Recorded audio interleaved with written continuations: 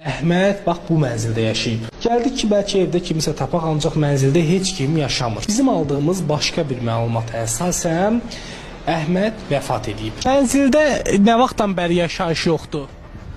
Elə həmin vaxtdan kimsə gəlib gedir ümumiyyətlə bura? Görməmisiniz? Yayılan iddia ilə bağlı ilk olaraq Əhmədin yaxın qohumları ilə əlaqə saxlamağa çalışdıq. Ancaq onlar bu barədə danışmaq istəmədilər.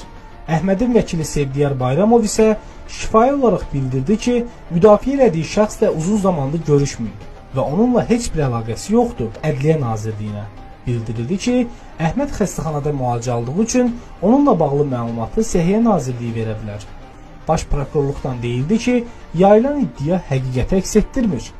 Əhməd Əhmədovun sağlamlıq vəziyyətini öyrənmək üçün onun müalicə aldığı xəstəxana ilə əlaqə saxladı. Ancaq zəngimizə cavab verən olmadı.